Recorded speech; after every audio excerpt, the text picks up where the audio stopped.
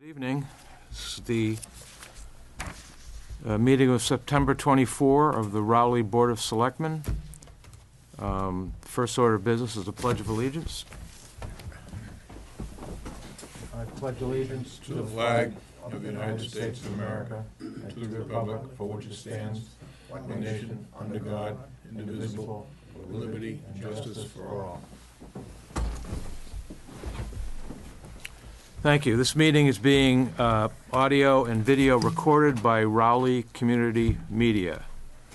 And we will have a 5-minute period of public comment from 7:10 to 7:15. We have a 17 appointment with Sean Giles. But until then, I'll take up general business number 1.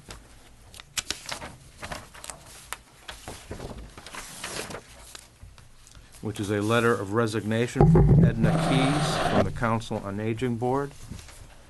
Dear Board of Selectmen, because of personal/family reasons that prevent me from continuing to serve on the Board of Directors for the Rowley Council on Aging, I am submitting my letter of resignation effective Friday, September 21. Respectfully, Edna Keys. Would someone like to make a motion to accept her resignation with thanks? With thanks, and she's been a long-time resident of Raleigh.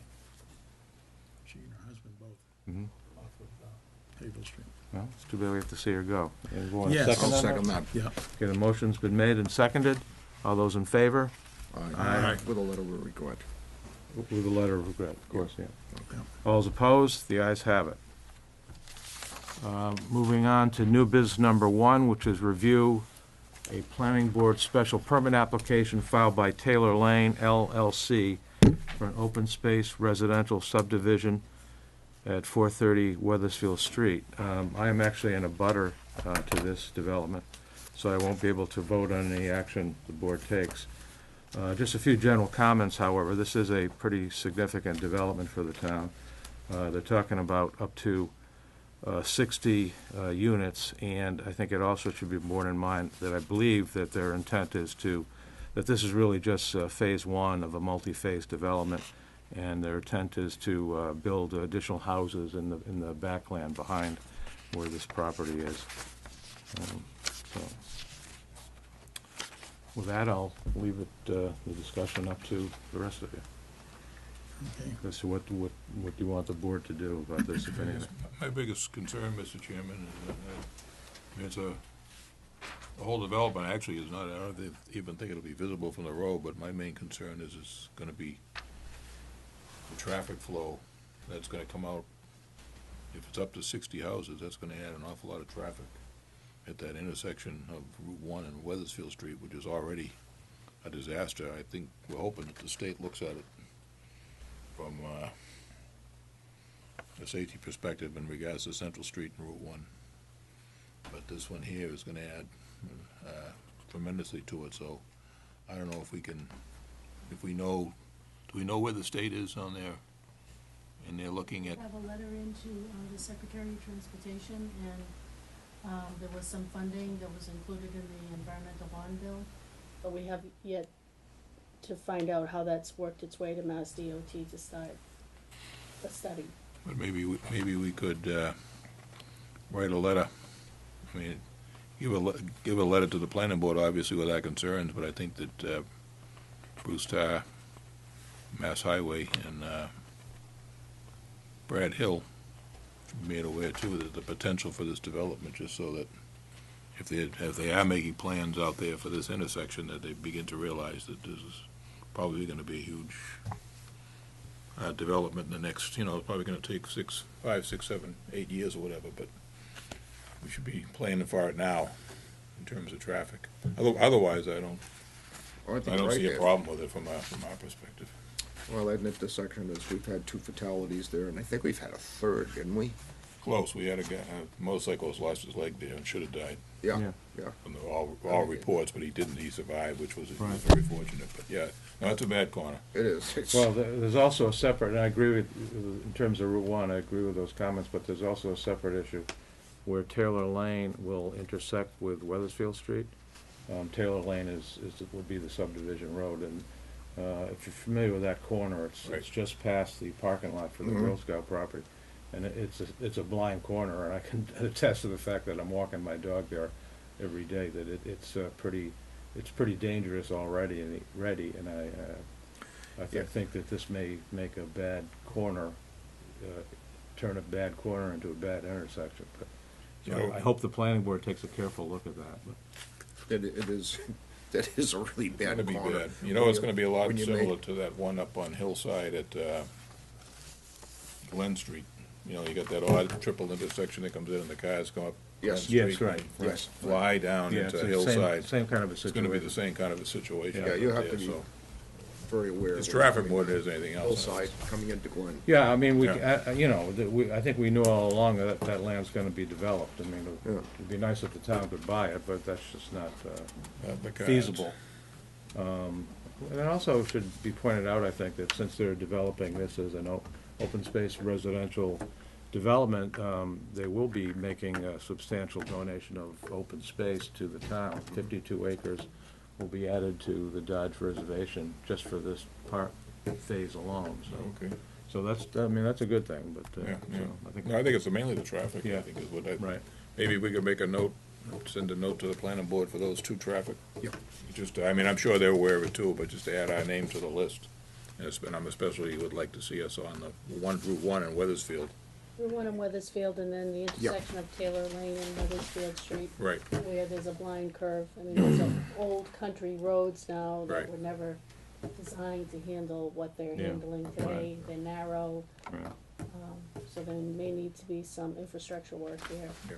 Okay. Yeah, they should go out of their way, the developers should go out of their way on that intersection to make it highly visible and so on and so forth. But definitely, I think we need to send a letter to the DPW on Route 1 at Weathersfield Street with the potential for this development. Bernie? Yeah. Is there any connection back out to Route 133 from way down there? Well, not at the moment, and not with this development, because this development will be on a cul-de-sac essentially. But as I said, I think, you know, it's conceivable that they would eventually connect to Daniels Road. Conceivable, I don't know whether that's gonna happen or not. Well, they're doing that 40B on off of Daniels Road, which I believe is, they're looking to connect that with this. I mean, it's a supposition at this point. Yeah. We haven't got anything on paper, but ultimately, it's gonna go right through. And if that'll help relieve Weathersfield Street Route 1, but it's gonna create a, just as bad, if not a worse, a problem at Daniels Road and then 133 and Daniels Road. So it's a ton of traffic either way, but at least at this point, we only got the one development we're dealing with. But is it the same, developer? No, it's two different, Two different, but I think they're coordinating with each other. Yeah, I think so. It seems that way. I don't blame them. If I owned the land, I would be too, but I mean, it's just one of those things that we Yeah, need to be right, aware of right. what's going on there, and so. these are single-family homes? And actually, they're talking about a mix of single-family and townhouse-type developments. But that, you know, that could change.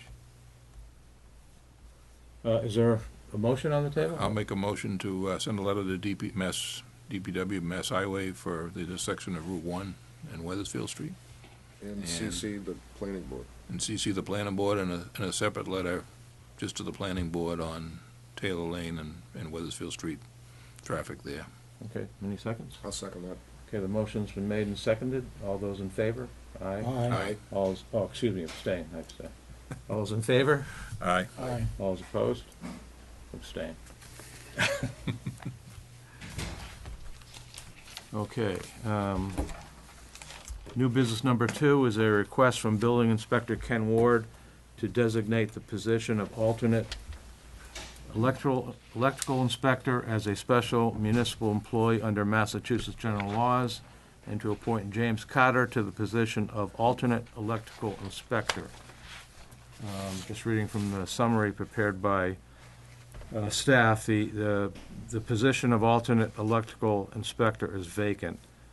James Cotter has applied for this position. Ken Ward has requested that he be appointed.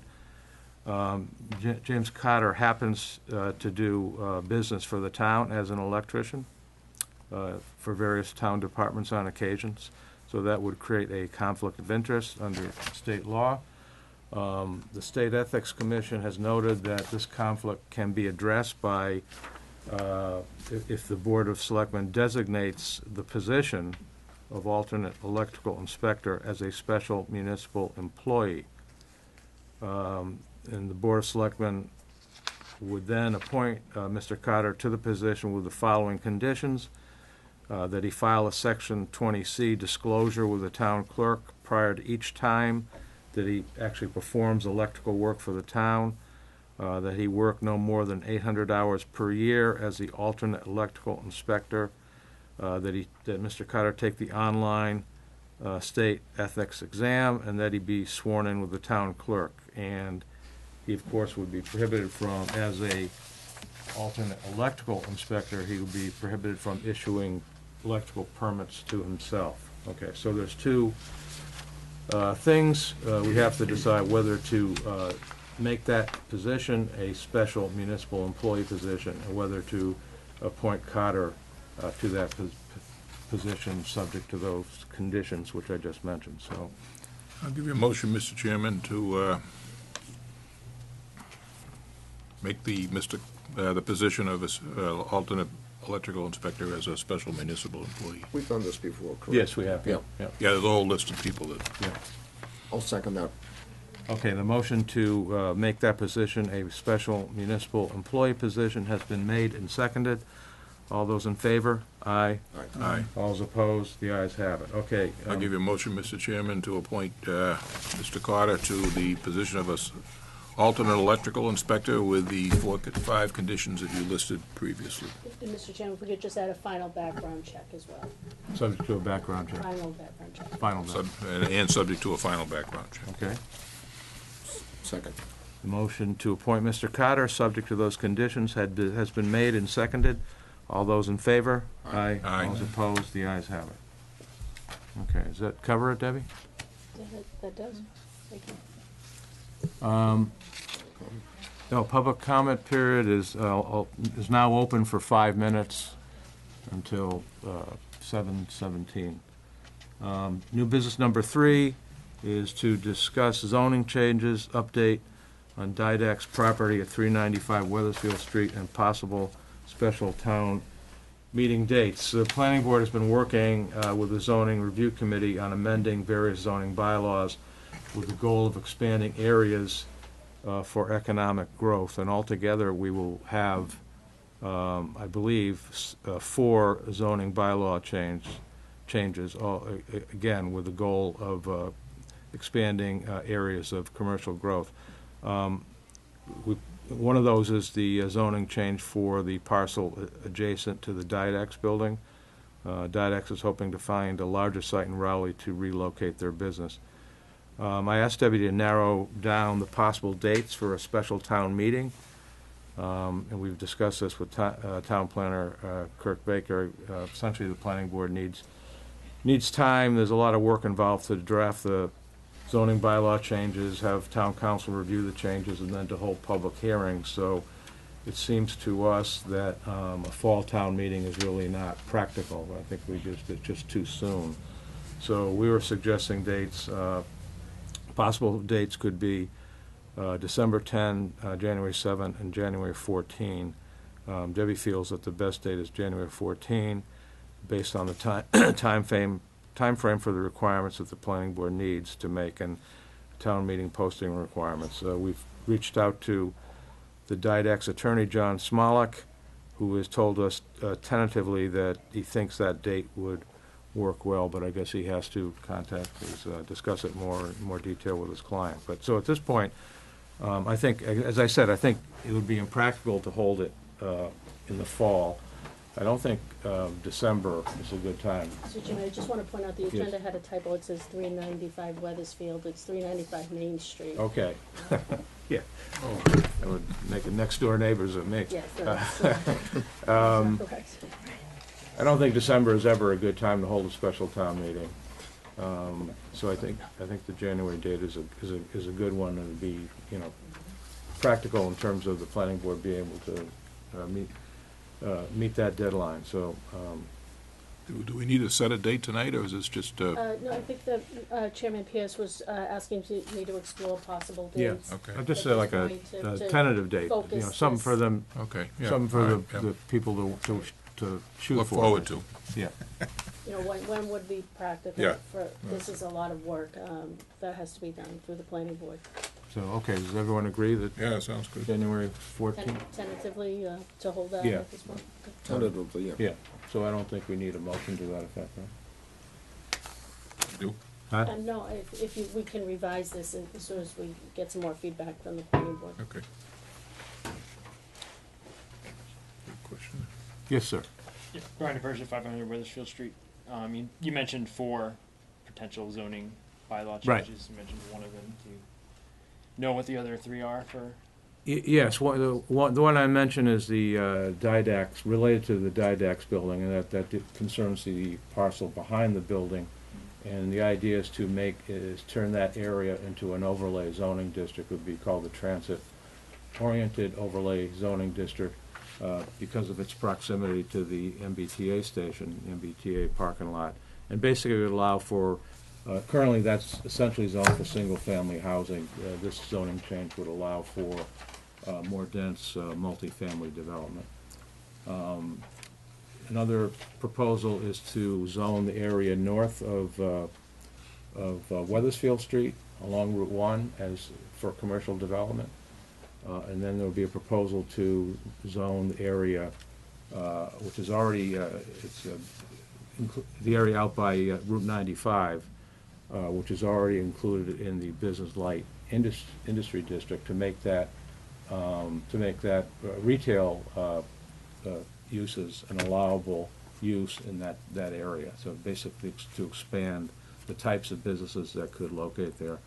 And then there's a possible zoning change involving the Forest Ridge subdivision that would zone land that is adjacent to at the end of that subdivision road that's now zoned residential, that would zone that as commercial, to allow for more commercial development. It's a small parcel out there. So those are the 4 that are in the works now. But a lot of work needs to be done on them. When you say north of Weathersfield Street, on both sides of Route 1? Yes. That's the proposal.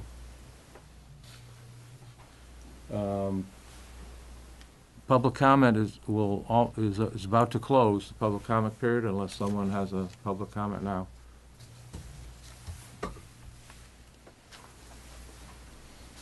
Okay.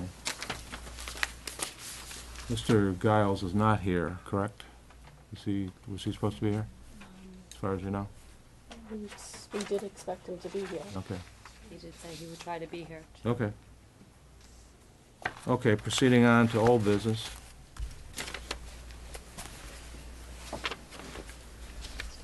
The public comment period is closed. Old business number 1 is the Pine Grove School project update. I attended the construction meeting last Friday, and it was reported that the week went well in terms of drop-offs and pickups, so that's good news.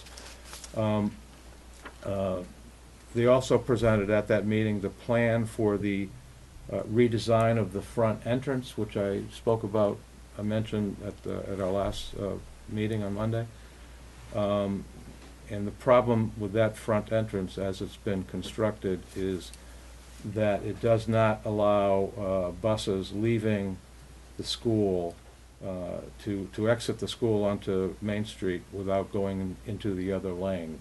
The entrance, the way it's been built, is just too narrow to allow buses to stay in their own lane. So they've come up with a plan for correcting that, and that would basically involve widening the entrance to 32 feet and also having a larger radius on each side of the entrance, a radius of 35 feet, and they feel that would correct the problem. Their hope is to have that built by November this year. Before they can do that, they need to present the plan to the Mass Department of Transportation and get their approval. I was assured at the meeting that the town is not going to be expected to pay for these improvements. Rather, the way it was explained to me is that the contractors and subcontractors will at some point have to sit in a room together and figure out who's gonna handle this, who's gonna pay for it. But the town is not on the hook for these changes. Yeah, it is really narrow there. Yeah. The initial design even had a crook going Yeah, around, which is yeah. even worse. At Yeah. least they've straightened that out. Right. But yeah, it was a poor design to begin with, I think, and good luck.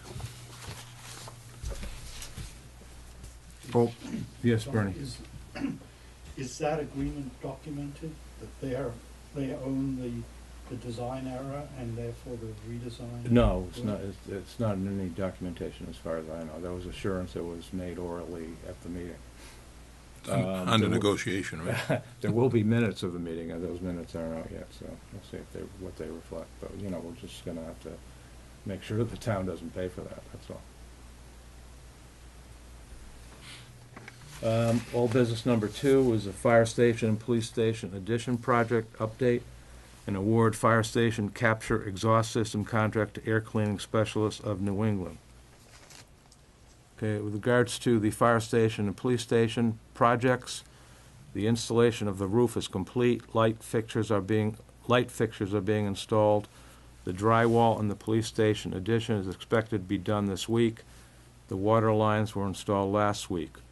We received one bid in response to an invitation for bids for the fire station capture exhaust system. The bid was submitted by Air Cleaning Specialists of New England of Hanover, Massachusetts, in the amount of $36,113, with the alternate of $3,690 for a total of $39,803.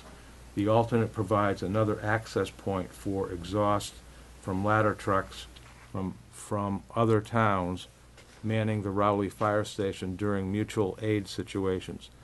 Most ladder trucks do not have an exhaust stack like the Rowley ladder truck does. The bid amount is substantially less than the expected costs of the system, which was $60,000. So Debbie is asking us to award the contract for the fire station capture exhaust system to Air Cleaning Specialists of New England in the amount of $39,803, and to vote and execute and sign a contract with Air Cleaning Specialists. The contract will be submitted next week and can be signed by the board when it comes in. I'll give you a motion, Mr. Chairman. To accept the bid of $39,803 for the air cleaning specialist of New England LLC, and also to vote to execute and sign a contract with them.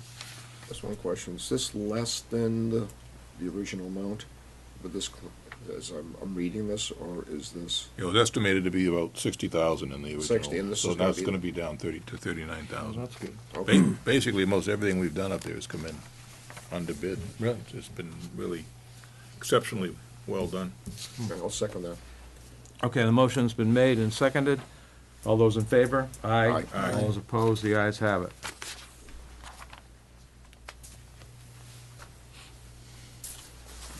Debbie, am I required to sign this notice of award, or is it? You could sign it, or I can sign it on behalf of the Board of Okay, Selectmen. that's fine.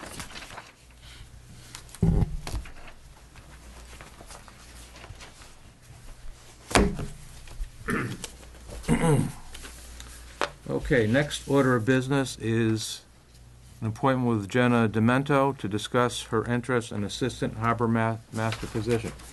Good evening, Jenna. For having me. Thanks for coming. Okay, Jenna's applying for the Assistant Harbor Master position. She submitted, oh, wait a second, I hit the wrong file. She submitted a resume. So, the first question would be, why do you want to be Assistant Harbor Master? I've always wanted to be an assistant harbor master from probably as long as I can remember. My dad is the harbor master for my whole life, and I've grown up helping him. And I have grown to really love helping with that kind of work. I grew up in Raleigh and loved the Raleigh River, and practically live on the river now. And I just really want to make sure that, or I want to officially be helping to run it and keep it safe and maintain it for everyone.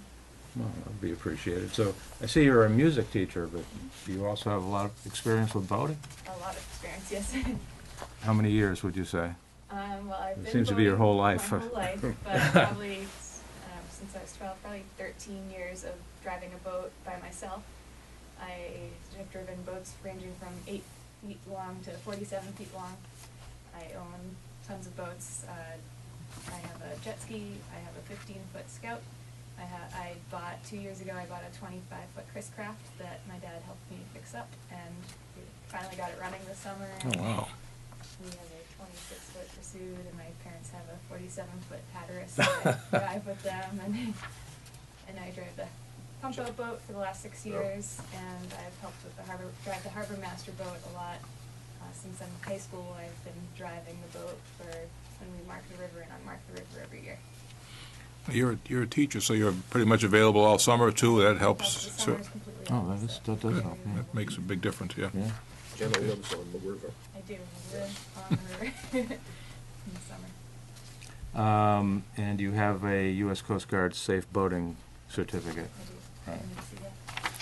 You've been on the pump boat for 6, 7 years? Yeah, it's my 6th or 7th year. And you have a current CPR first aid or EMT As certificate? of last Saturday, yes. Yeah, that's enclosed, yeah. Yeah. And, I feel kind of silly asking these questions. Are you familiar with VHF radio communication? Yeah. Channel 16, where you call the Harbor Master of the Coast Guard. And which one is boater to boater calling? Channel 9. Right. So there's certain physical requirements of the position, like lifting up to 75 pounds, mushroom moorings, seems like you could handle that. Agility in moving from vessel to vessel in adverse weather conditions. Yeah, it's a demanding job. Good swimming ability, it's not a problem. An important part of the job is responding to emergency calls at any time of the day. Is there any? I've already been doing that with my dad for a long time. Always in the middle of the night, always on a freezing cold night with no moon, and at dead low time, it seems like. Yeah.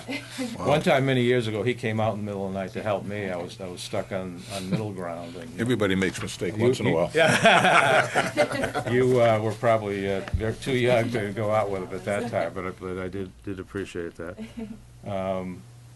You'll be expected to participate in 2 events during the year. In the spring, prepping boats, painting markers, painting boats, installing docks, and in the fall, removing channel markers and docks. Already do. That's okay? All right. She's tough.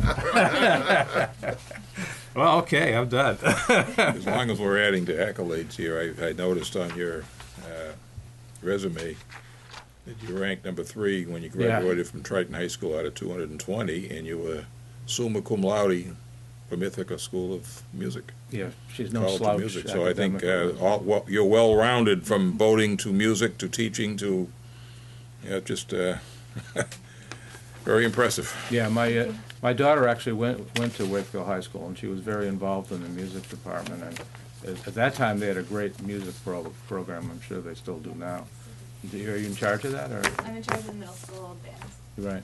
Yeah, she was in that. If I remember right, I think I used to drop you off on the late bus when you had music at Pine Grove School. Yeah. So I don't know. What do you think? Well, in light of the other party not showing up, and Right. I mean, it's obvious the credentials. But Bernie's got to, if you want to. Is the England Harbor Master position be open? Because we obviously have the best candidate here. Have a tough time pushing the present candidate out, I think. But in light of the other candidate not being here, and the obvious qualifications of this young lady, I make a motion that she be appointed. I'd second that. Okay, the motion's been made and seconded. All those in favor? Aye. All those opposed? The ayes have it. It's unanimous. Thank you very much for applying. Congratulations. We're very lucky to have it. Very impressive with everything. Excellent. Thank you so much. Welcome aboard, Jenna. Thank you. Thank you.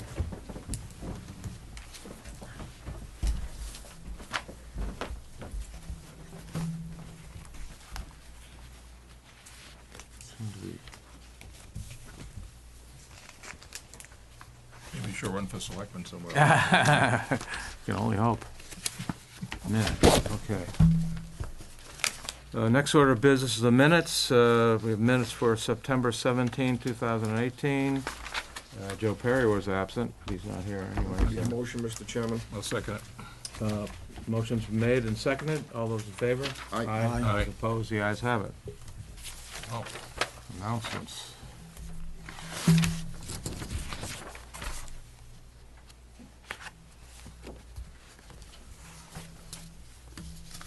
Debbie, I seem to be disorganized tonight. Do you have the announcement page? Or someone can give it to me, something? Oh.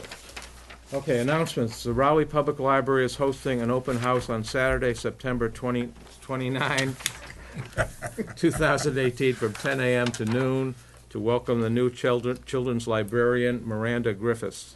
The YMCA is inviting residents for a tour of Camp Cedar Mill, dinner, and a discussion of the types of year-round programs residents are interested in having at Camp Cedar Mill. 3 sessions will be held in October that residents can attend. Tuesday, October 16th at 5 p.m., Tuesday, October 23 at 5 p.m., Thursday, October 25 at 5 p.m. Please RSVP to Farah Dubé-Payant at dubaf@northshoreymca.org.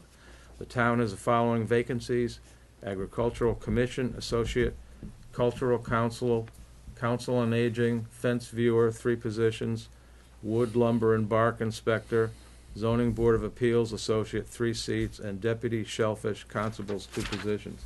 For more information on these positions, please contact the Selectmen's Office at 948-2372.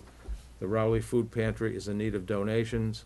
Donations can be left at the Raleigh Public Library. The food pantry is open on Tuesdays from 10 a.m. to 12 p.m. and on Thursdays from 5:30 p.m. to 7 p.m. Give you a motion to adjourn, Mr. Chairman. Motion to adjourn has been made. Any seconds? second. All's in favor? Aye. Aye. All's opposed? The ayes have it. We're adjourned. Hey, pretty good. Not bad.